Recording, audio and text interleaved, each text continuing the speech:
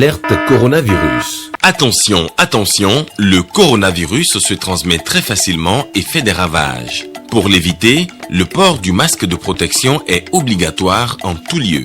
Dans l'administration publique ou privée, dans les réunions, les rencontres, dans les marchés, les magasins, les boutiques et lors des déplacements, le port du masque est obligatoire.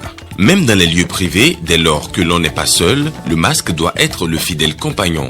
Mais attention, le port de masque de protection ne dispense nullement d'appliquer les autres mesures de prévention, notamment le lavage des mains à l'eau et au savon et l'observance de la distance de sécurité sanitaire d'au moins 1 mètre entre personnes. Enfin, s'abstenir de porter des gants en vue du lavage régulier des mains à l'eau et au savon ou de l'application de gel hydroalcoolique.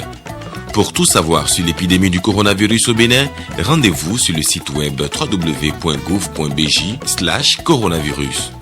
Ceci est un message du gouvernement de la République du Bénin. Il est 13h sur la télévision nationale. Tout de suite, les titres de cette édition. Lutte contre le coronavirus, les séances de sensibilisation pour favoriser la prise de conscience se multiplient. 4 ministres du gouvernement ont rencontré les transporteurs.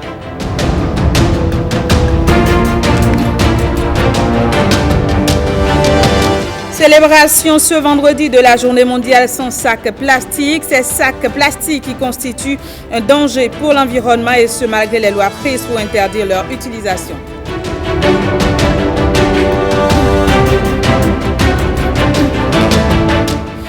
Et puis la France a un nouveau Premier ministre. Il s'agit de Jean Castex. Il succède ainsi à Édouard Philippe.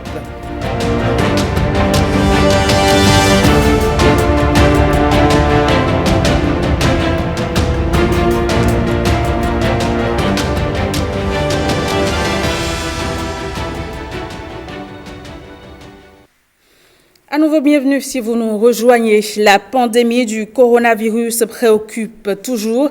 Les ministres multiplient les séances de sensibilisation pour favoriser la prise de conscience de chaque Béninois. Une séance a donc réuni transporteurs et 4 ministres du gouvernement. Objectif, faire des conducteurs de vrais relais dans la lutte contre la maladie. Jean-Claude James nous en dit davantage. Face à ces transporteurs, le ministre d'État Kopaki, le ministre de la Santé, celui du Transport et le ministre de l'Intérieur et de la Sécurité publique.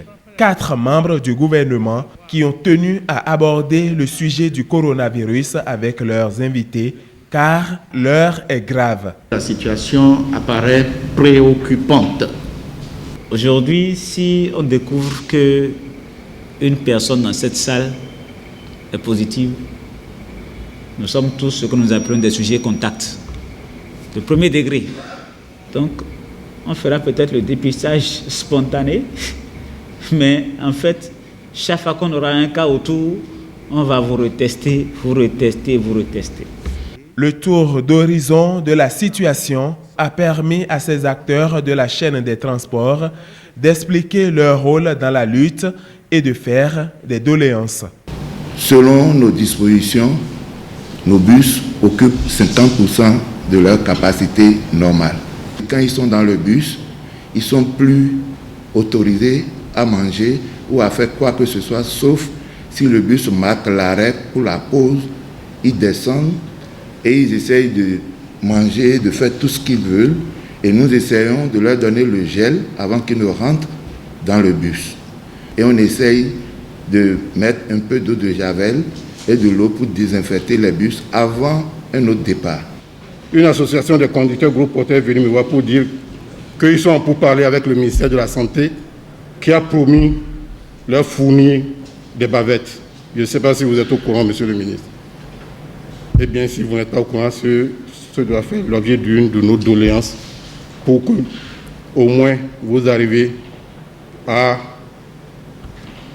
je dirais, nous aider. Vous avez fait des propositions que nous avons bien notées et je relève que vous voulez contribuer davantage à la sensibilisation des usagers de vos parcs, avec quelques difficultés que le ministre des Infrastructures et des Transports et le ministre de l'Intérieur vont nous aider à traiter. Au regard des interventions, tout semble rose, Mais des failles existent car, selon le ministre de la Santé, l'un des cas positifs pris en charge récemment avait emprunté les moyens de transport en commun. La veille doit être de mise et le gouvernement veut compter sur ces acteurs de la société. Nous allons nous appuyer sur vous pour intensifier la sensibilisation. Il y en a encore dans notre pays qui se demandent encore si le virus est une réalité. C'est à vous de nous aider à expliquer que le virus existe et qu'il tue. Nous avons reçu d'autres corporations et je dois vous avouer que j'ai été triste d'entendre que ce sont nos transporteurs qui n'aident pas à observer les mesures barrières. Celui qui a oublié en quittant chez lui est venu à votre parc pour s'embarquer à bord de votre bus. Si vous dites, attention, si quelqu'un se sent malade, s'il tousse, s'il éternue, s'il a le rhume, s'il a la fièvre, vraiment qu'il veuille aller se consulter avant de voyager pour ne pas contaminer les autres. C'est très important. Ça va le travailler à l'instant présent et il va peut-être faire demi-tour et repartir pour aller se faire consulter. J'insiste là-dessus parce que, vous savez, lorsqu'on rentre dans des espaces clos avec ce virus, le degré de transmission est majeur. Que la lutte contre la Covid ne soit pas une affaire du gouvernement, des membres du gouvernement, de la police, de l'armée. Non, ça doit être une affaire de tous les citoyens. Prenez au sérieux la lutte contre cette maladie. C'est la seule manière pour nous de nous en sortir. Chacun de nous doit prendre des précautions. Ce n'est pas en multipliant les dépistages que nous allons régler le problème. Le Bénin est déjà à plus de 1000 cas confirmés de Covid-19 avec plusieurs décès. Le respect des mesures barrières reste à l'heure actuelle l'arme efficace pour empêcher ces statistiques de grimper. Le Conseil des ministres a décidé mercredi dernier de l'accompagnement des acteurs de la filière coton pour atténuer les fluctuations dues à la pandémie du coronavirus. Le Conseil a homologué les prix de cession des intrants et d'achat de coton-graines aux producteurs au titre de la campagne cotonnière 2020-2021. De 4e rang de producteurs africains de coton en 2016-2017, le Bénin est devenu rapidement premier de la production de l'or blanc sur le continent. Pour cette campagne 2020-2021, deux faits majeurs se dressent contre la production cotonnière: l'inflation sur le marché international des matières premières et la pandémie du coronavirus. Nous sommes arrivés à des prix d'achat d'intrants pouvant nous permettre de faire la campagne actuelle à des niveaux qui sont relativement élevés. Il a fallu faire un arbitrage pour tenir compte du fait que depuis pratiquement 2016, l'avènement du chef de l'État est parti salon au pouvoir, la production cotonnière n'a pas cessé d'augmenter, mais aussi bien en quantité qu'en qualité. Nous sommes passés de 270 000 tonnes à 715 000 tonnes à peu près cette année. Les producteurs ont bien travaillé. Il n'est pas normal que nous leur donnons un mauvais signal en leur répercutant le niveau de prix des matières premières, puis l'évolution du dollar qui a impacté donc les intrants. C'est en cela que la filière, l'interprofessionnelle a décidé de maintenir le prix d'achat des intrants à leur niveau de l'année dernière. Ainsi, la doléance des familles professionnelles du coton a reçu un écho favorable auprès du gouvernement. Les familles professionnelles de l'Association interprofessionnelle du coton AIC ont convenu de reconduire au titre de la campagne 2020-2021 les prix de cession des intrants aux producteurs pratiqués au cours de la campagne écoulée. Ainsi, les 10 prix se présentent comme suit. Engrais, toutes catégories confondues, 240 francs CFA le kilogramme, soit 12 000 francs CFA le sac de 50 kg. Insecticide coton, 3 500 francs CFA le flacon pour le traitement de demi-hectare. Herbicide Toto, 3 500 francs CFA le litre. Herbicide sélectif, 5 000 francs CFA le litre. Par ailleurs, Dans la même logique et malgré la tendance négative, elles ont décidé de maintenir les prix d'achat du coton graine aux producteurs à leur niveau de la campagne précédente. La structure de prix permet d'éviter les effets de la fluctuation de la Covid-19 sur les producteurs malgré la tendance négative à l'achat du coton graine dans la sous-région. Si nous ne faisons pas des prix qui soient plus intéressants pour le producteur que le Togo, l'effet immédiat ou que le Burkina, c'est que le coton qui est produit par le Bénin ira se vendre par des voies détournées sur le Togo ou sur le Burkina. Nous avons regardé et je peux vous dire qu'à la campagne 2020-2021, le Mali a fixé 250 francs le kilo de coton graine, le Burkina a fixé 240 francs et 250 francs, ils ont là-bas reçu une subvention de 50 francs le kilo pour faire les 250 francs au Mali. Au Burkina, ils ont fixé à 240 et ils ont 10 francs de subvention. Le Togo n'a pas mis de subvention, mais paye 225 francs le kilo. Et nos producteurs ont 265 francs. Donc vous voyez vous-même la différence. Donc il n'y a pas photo comme on dit. Nos producteurs sont bien logés et notre filière est sans subvention. Et cette fois-ci, le président de la République ne fait même pas de tapage, mais les résultats sont là. Les cotonculteurs eux-mêmes témoignent. Ceux-là qui sont dans les champs et qui bénéficient véritablement de ça en témoignent. La possibilité d'acquérir des intrants à moins de coût. Que faut-il faire encore pour faire du social? Moi, je pense que c'est le moment ou jamais de soutenir ce gouvernement. Ne le disons pas parce que nous gagnons quelque chose, mais c'est du concret cette fois-ci. Et c'est sans tapage. Et ça, je pense que le président de la République, son excellence Patrice Talon, mérite d'être encouragé pour continuer dans ce sens. Au Bénin, l'or blanc intervient à hauteur de 40% des entrées de devises et de 12 à 13% du produit intérieur brut. La décision du gouvernement de se désengager au profit des professionnels trouve tout son sens. Mon message à l'endroit des acteurs du coton, des égreneurs, c'est d'abord de les féliciter pour l'effort qui a été fait. Parce que c'est vrai, sans leur appui, nous n'aurons pas pu supporter ce choc-là. Ensuite, à l'endroit des cotonculteurs, je voudrais leur demander, n'est-ce pas, de veiller à ce que les mauvais comportements que nous avons constatés depuis quelque temps à leur endroit, notamment le bradage des intrants, l'entrée au Bénin, n'est-ce pas, des intrants non homologués, toute chose qui perturbe un peu la rentabilité, la productivité, n'est-ce pas, du coton, que ces comportements cessent.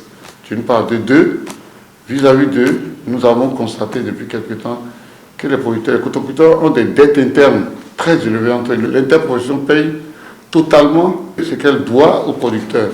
Mais entre eux, ils ont un mécanisme, n'est-ce pas, de mauvais comportement qui empêche les bons producteurs de toucher leur dû.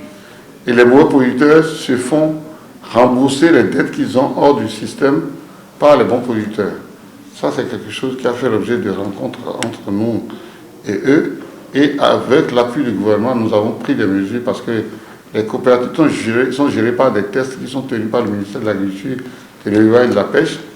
Des dispositions sont prises pour décourager ces paysans qui se comportent mal et qui à terme risquent, n'est-ce pas, d'obérer, n'est-ce pas, la production, le niveau de production du coton. Parce que quelqu'un qui produit bien et qui ne touche pas son argent, non pas du fait de la filière, mais du fait du comportement de ces responsables des organisations, il faut qu'on punisse ça. Donc on a pris des séries de mesures et à partir de maintenant, nous allons vraiment systématiquement être hors d'état de nuire ces producteurs qui sont indélicats. Par ailleurs, je voudrais quand même saluer l'effort qu'ils ont fait pour porter le niveau de production parce que une chose est de concevoir quelque chose, une chose est de l'appliquer. Ils ont respecté les itinéraires techniques, ils ont fait des choses qui ont permis d'être premiers.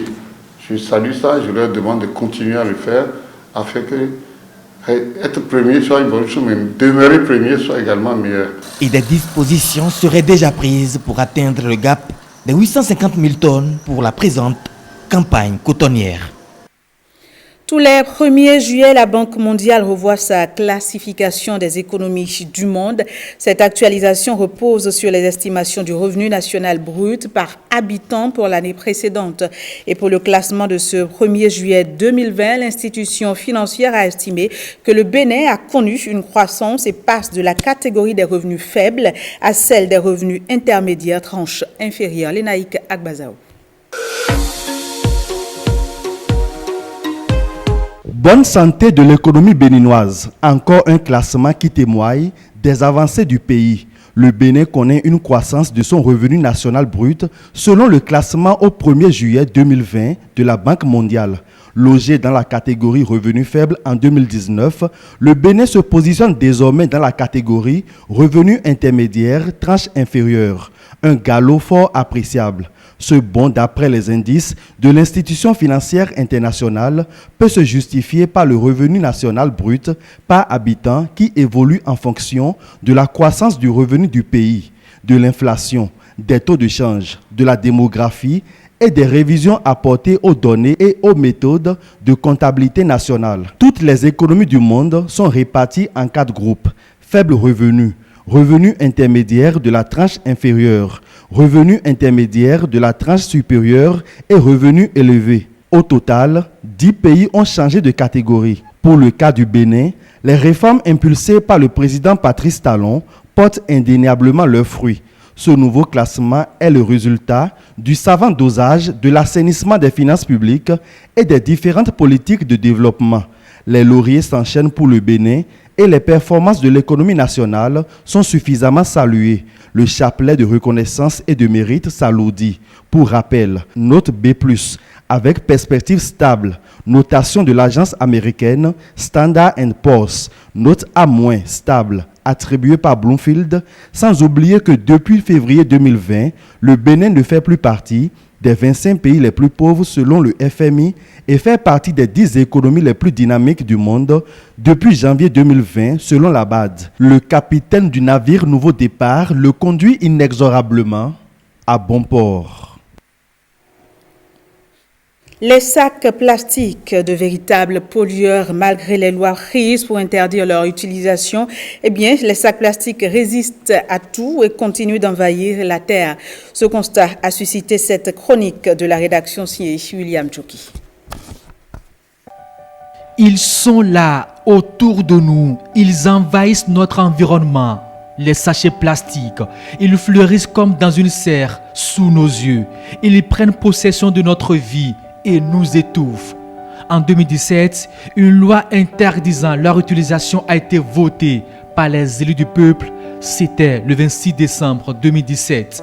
Le 17 janvier 2018, cette loi tant attendue par les défenseurs de l'environnement a été promulguée par le président de la République. Ce fut le départ d'une lutte concrète contre ce fléau. Les tout premiers mois, c'était un ouf de soulagement. On a senti cet engagement politique d'en finir avec les sachets plastiques au Bénin. Ministres, préfets, responsables d'ONG, les médias, tous se sont lancés dans la sensibilisation, des descentes dans les marchés, des rencontres avec les différents corps professionnels, mais c'est sans compter avec la peau dure du sachet plastique. 3 ans après la prise de cette loi, la lutte peine à prendre. Les sachets plastiques sont toujours là. Ils inondent nos marchés, nos maisons, ils polluent nos rues, jonchent nos artères, bouchent nos caniveaux au mépris de la loi et plus personne n'est inquiété.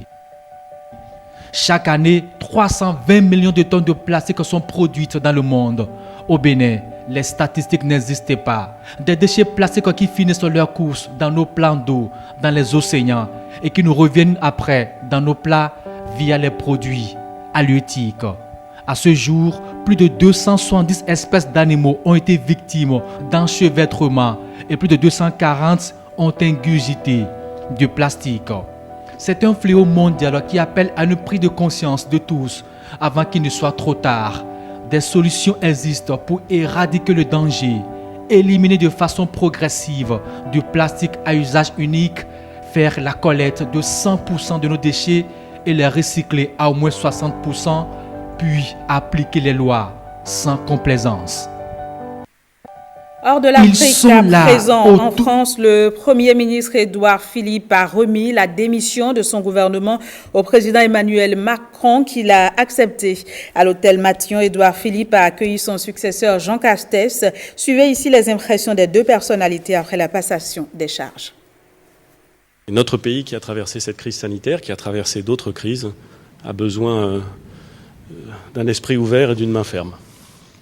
Et je pense que vous avez cet esprit ouvert et cette main ferme. Votre intelligence, votre connaissance fine du pays, votre sincère attachement à l'État, connaissant votre sens politique comme votre rigueur intellectuelle, je n'ai aucun doute sur le fait que vous saurez, face à des décisions qui sont parfois difficiles, prendre les bonnes décisions.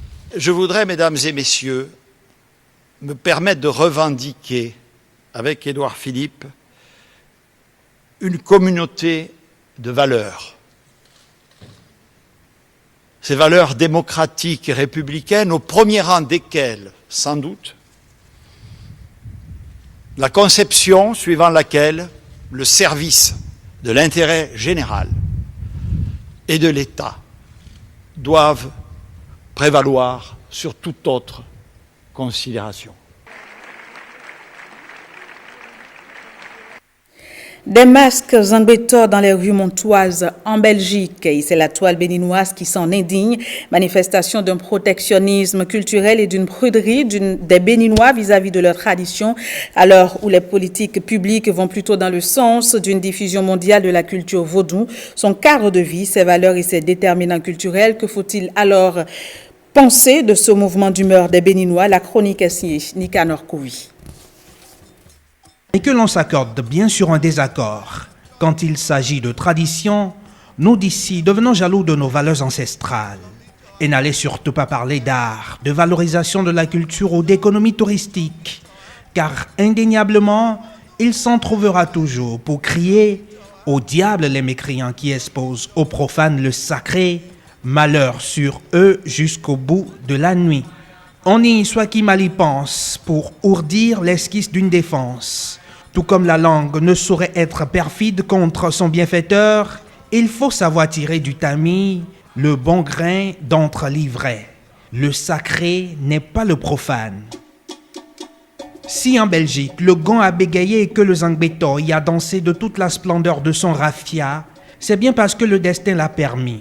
Mons, capitale européenne de la culture en 2015. C'est à cette occasion que le gardien de nos nuits a vogué par-delà les lacs, les fleuves et l'Atlantique pour s'immiscer dans les rues montoises. Et le plat pays a vu et a cru, patouillant aux côtés du masque pour chasser de ces rues les esprits malveillants qui y planeraient. Sans démonstration surnaturelle, sans rite sacré, juste un masque et sa musique, remuant Mons sous un soleil d'été. Expérience culturelle et spirituelle d'une vie que se rappelleront pour l'éternité ceux qui l'ont vécu. Toutes choses qui ont conduit nombre de Belges à vouloir situer le Bénin sur la carte du monde cette année-là. Ainsi naissent les grandes histoires d'expansion culturelle, comme celle des empires historiques qui civilisent les contrées qu'ils explorent, comme renseigne la Rome antique et les hordes de légionnaires, et comme l'illustre la percée récente du marché mondial par la pensée chinoise, devenu modèle manufacturier. Au couvent le sacré, sur la place publique le profane. Mais l'un doit nourrir l'autre, comme un homme et son ombre. Car le charme du vaudon veut éclore, comme un lotus longtemps stressé par un feuillage ombrageux et qui réclame désormais de se nimber de tout le soleil du monde. L'appel du vaudon s'élève tout là-haut au refuge des dieux. Et nous, humains, l'entendrons-nous? Un reportage que vous pourrez à nouveau suivre sur notre site web www.ortb.bj. Voilà, c'est la fin de ce journal. Merci de nous avoir reçus chez vous. Au revoir et bel après-midi à toutes et à tous.